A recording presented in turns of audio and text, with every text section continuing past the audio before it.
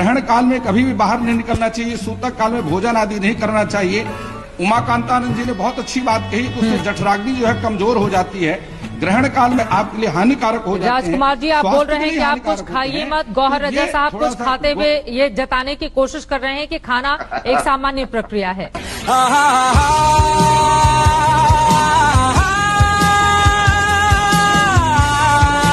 ऐसा था कि मैं उस दिन देर से उठा और नाश्ता पूरा नहीं हुआ था, तो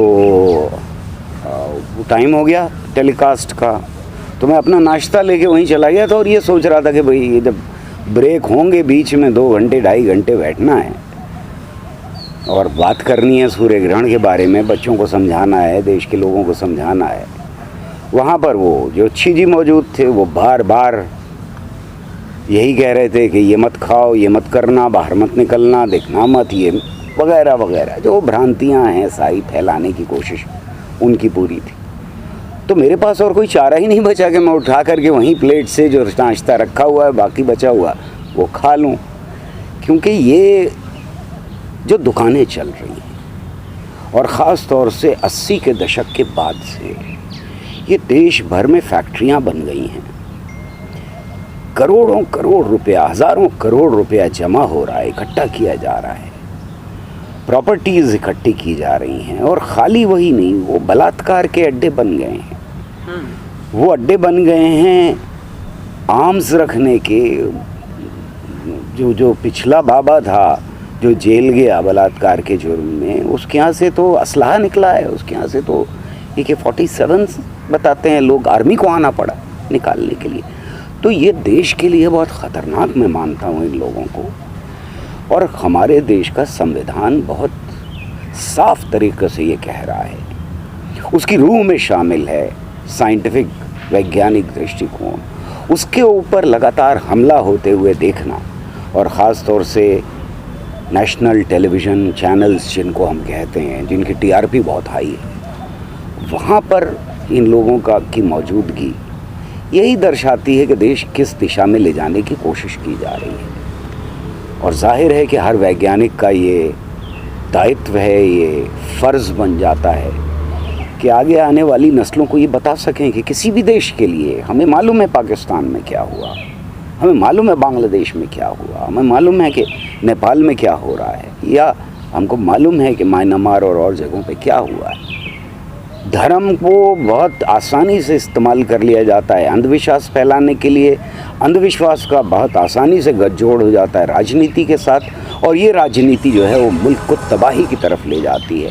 ये हमने हर ऐसे देश में देखा है जिसका आधार धर्म के ऊपर रखने की नाम के ऊपर अंधविश्वास के ऊपर रखा। ये कि वैज्ञानिक मसले के ऊपर बुला करके आप ज्योतिषियों से बात करवा रहे हैं, आप कोशिश ये कर रहे हैं कि ज़्यादा से ज़्यादा अंधविश्वास फैले, और बार बार एंकर को ये कहना पड़ता है, क्योंकि अगर आप देखें ऐसे हर प्रोग्राम में, चाहे कोई भी चैनल, हमारा संविधान उसको रोक रहा है कहने से, तो इसलिए वो तरीका निकाल लिया उन्होंने कि हम दोनों पक्ष रख रहे हैं। अरे दोनों पक्ष क्या होते भाई? वैज्ञानिक विचारधारा में दोनों पक्ष क्या होते हैं? आप जब अमन की बात होती है, देश के बचाव की बात होती है, तो क्या आप टेररिस्ट को उतना ही टाइम देंगे कि दोनों पक्ष रख रहे हैं हम? तो जी मतलब आप AK-47 लिए कोई खड़ा हुआ है, आप उसका पक्ष रखने की कहेंगे कि दोनों, जो मर गया, जिसको उसने बॉम्ब ब्लास्ट कर दिया, उसको भी उतना ही टाइम देंगे और टेररिस्ट को भी? क्या मतलब है भाई? ये कौन सा पक्ष विपक्ष की बात हो रही है? ये कोई कुश्ती है? ये बहुत बड़ी बदकिस्मती रही है इस देश की कि इस देश में साइंटिफिक लेवल के ऊपर बहुत गैर जिम्मेदार प्रधानमंत्री मौजूद है। कहीं जाकर के वो A+B² सुनाते हैं, कहीं वो साइंटिस्ट के बीच में बैठ करके कहते हैं कि गणेश जी जो हैं वो प्लास्टिक सर्जरी का प्रमाण है, कहीं वो कहते हैं कि सर्जिकल स्ट्राइक करनी है तो बादल के पीछे छुप के चले जाओ। शर्म नहीं आती ये कहते हुए? देश को रिप्रेजेंट करने वाला जो पहला आदमी होता है वो प्रधानमंत्री होता है। उसका जो भी एक लफ्ज़ मुंह से निकालता है वो और देश दुनिया के भी सीरियसली लेते हैं उस बात को। उसको ध्यान रखना चाहिए। उसको ये ध्यान रखना चाहिए कि तक्षशिला बिहार में नहीं है। उसको ये पता करके बोलना चाहिए। मैं अगर बोलूं, कोई और अगर बोले, गलती कर दे, कोई बात नहीं है। शायद इग्नोर कर दिया जाए एक आदमी को, और ऐसे बहुत सारे लोग थे जो बेवकूफ़ थे, जो विज्ञान के खिलाफ बोलते रहे। लेकिन जब एक प्रधानमंत्री विज्ञान के खिलाफ बोलता है तो फिर देश बोल रहा होता है विज्ञान के खिलाफ। खाली ये खतरा नहीं, खतरा और भी बहुत बड़ा है। जब नेहरू ने कहा और अपनी किताब में लिखा कि अब ये देश साइंटिफिक टेम्पर के आधार पर, वैज्ञानिक दृष्टिकोण के आधार पर आगे आने वाले वक्तों में तरक्की करेगा, तो हमने देखा कि साइंटिफिक कम्युनिटी को एक रिस्पेक्ट देश के अंदर दी गई। न सिर्फ ये, बल्कि वैज्ञानिकों ने इस देश को 70 सालों में वहाँ ले जाकर के खड़ा कर दिया जहाँ हम फ़ख्र से कह सकते हैं कि हमने न्यूक्लियर टेक्नोलॉजी में बहुत बड़ा काम किया है, किसी भी देश के बराबर है। हमने स्पेस टेक्नोलॉजी में बड़ा काम किया है, किसी भी देश के हम बराबर हैं। हम दूसरे देशों के साइंटिस्ट के साथ खड़े होकर के, कंधे से कंधा मिला करके बात कर सकते हैं। और देशों के अंदर जहाँ साइंटिफिक कल्चर डेवलप नहीं किया गया, उन जगहों पे कोई दूसरा साइंटिस्ट उन्हें सीरियसली नहीं लेता। हमारे देश के साइंटिस्ट को, वैज्ञानिकों को सीरियसली लिया जाता है दुनिया में। यहाँ पर 70 साल में हम पहुँचे हैं। नेहरू के वो 10 पेज हैं किताब के अंदर जो साइंटिफिक टेम्पर की बात कर रहे हैं, उससे एक सिलसिला शुरू होता है। पर जब प्रधानमंत्री ये कहता है, कोई बेवकूफ़ चलता हुआ आदमी सड़क के ऊपर ये बात कह दे तो कोई फर्क नहीं पड़ता। ये देश की पॉलिसी बन जाती है कि अब साइंटिफिक टेम्पर के ऊपर, वैज्ञानिक दृष्टिकोण के ऊपर, वैज्ञानिक विचारधारा के ऊपर, विज्ञान के ऊपर जैसा चाहे हमला कर सकते हो, इसकी खुली छूट है। जब प्राइम मिनिस्टर ये कहता है तो फिर मेंबर ऑफ पार्लियामेंट्स उठ के कहना शुरू कर देते हैं इस तरह की चीज़ें कि अगर ऐसे हाथ फेरोगे तो ब्लड प्रेशर बढ़ जाएगा, ऐसे करोगे तो ब्लड प्रेशर घट जाएगा। तब एक जज ये कहता है कि मोर और मोरनी के बीच में संबंध आंसुओं से होता है। तब एक चीफ मिनिस्टर ये कहता है कि हमारे तो पुरातत्व काल में इंटरनेट था। उसकी हिम्मत पड़ती है भाई। नेहरू के ज़माने में नहीं पड़ती थी लोगों की हिम्मत, आज पड़ती। सिर्फ यही नहीं होता कि कहने लगे कि Sita ji test tube baby हैं। ये हमारा जो कल्चर है, जो खूबसूरत चीज़ें इस देश ने पैदा की हैं पिछले 4000 सालों में, उनको तो पैरों से रौंद ही रहे हैं, लेकिन साथ में साइंस को भी रौंद रहे हैं। तो तब फिर ये होता है देश के अंदर कि IITs में बजाय फ्रंट लाइन रिसर्च के जो दुनिया में हो रही है, 5 गव्य पे रिसर्च शुरू हो जाती है। जो पैसा साइंस के लिए हमने थोड़ा बहुत बचा रखा है, वो पैसा फिर गौमूत्र के ऊपर खर्च होता है। वो पैसा फिर संजीवनी बूटी के तलाश करने के ऊपर खर्च होता है। वो पैसा खर्च होता है एक ऐसी काल्पनिक रिवर को निकालने के लिए, खोजने के लिए, जिसका कहीं प्रमाण नहीं है। हम असल साइंस से भटकते हैं। जब प्राइम मिनिस्टर ये बात कहता है, एक बात और समझनी चाहिए कि जब हमने कमर कसी थी, हम एक गरीब मुल्क थे। अंग्रेज़ इस देश को पूरी तरह से चूस करके गए थे। हमारे पास न साइंस थी, न टेक्नोलॉजी थी, न अनुसंधान थे। बीजेपी तो कहती है यूनिवर्सिटीज़ ने लूटा है।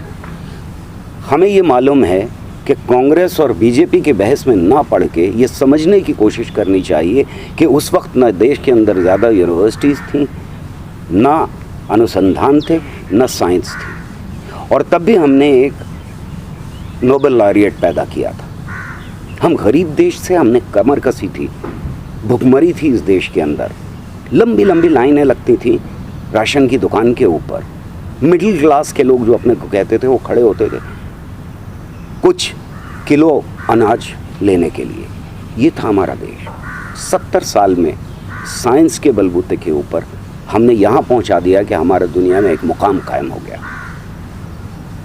आज जो हम साइंस के ऊपर हमला कर रहे हैं, जिसकी शुरुआत प्राइम मिनिस्टर से होती है, उस हमले का असर अगले आने वाली कई नस्लों को भुगतना पड़ेगा।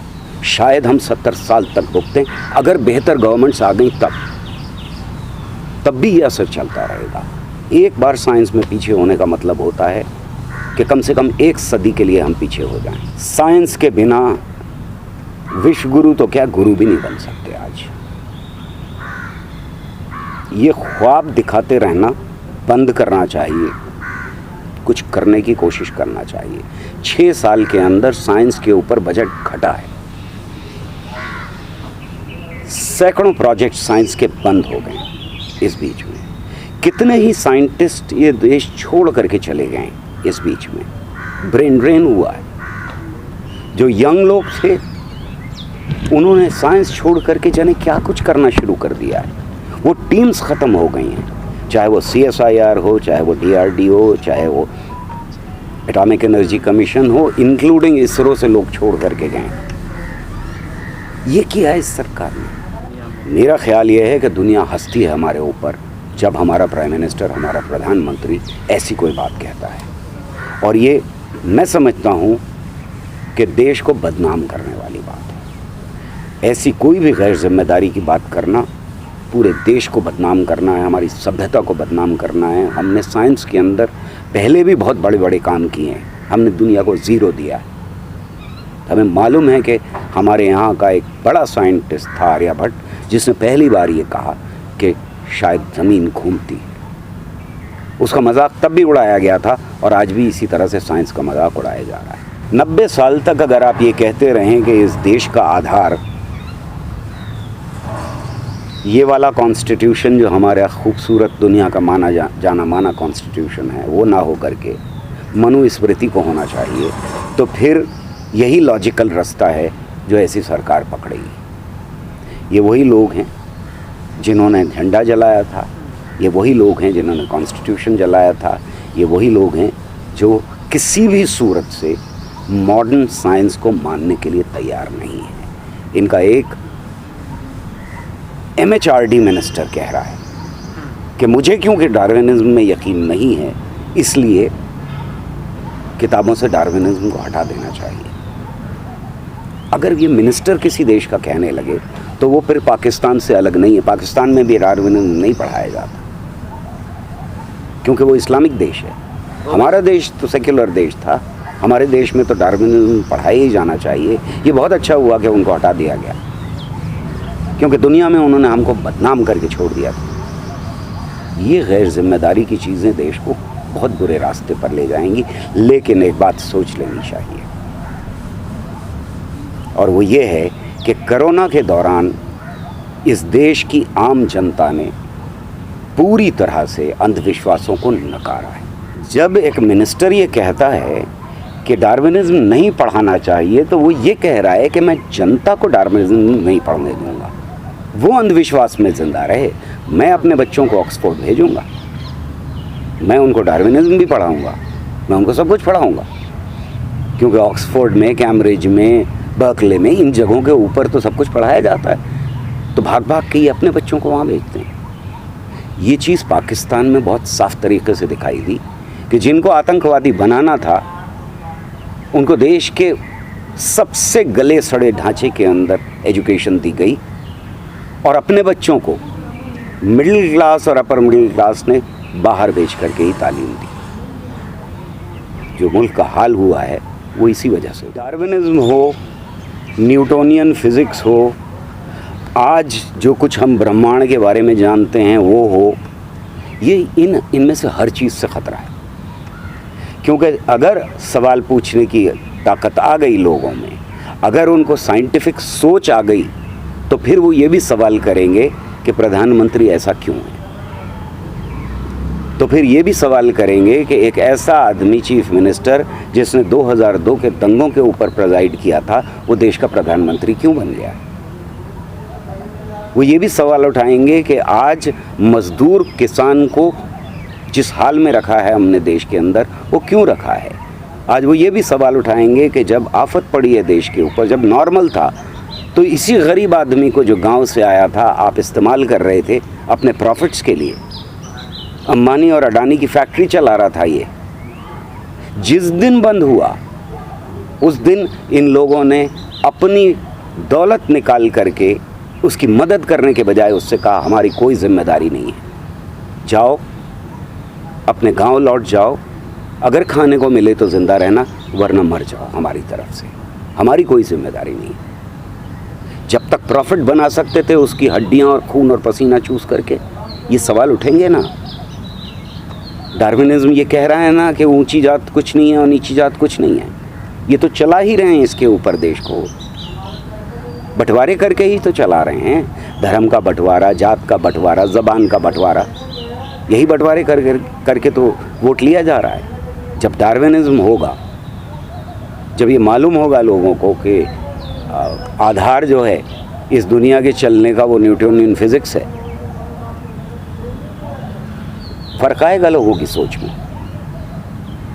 डरते इस बात से, इसलिए अपने बच्चों को बाहर भेज दें, अपने बच्चों के लिए कॉलोनियाँ बना लेंगे, अपने बच्चों के लिए जो सड़कें हैं जिसके ऊपर टोल रोड बनाई जा रही हैं लगातार, वो अपने लिए हैं। गरीब आदमी के लिए ऐसा एजुकेशन सिस्टम कर दो कि जिसमें वो कुछ भी समझ ना पाए, कुछ भी पढ़ ना पाए और सवाल पूछने की तो हिम्मत ख़त्म ही हो जाए उसकी।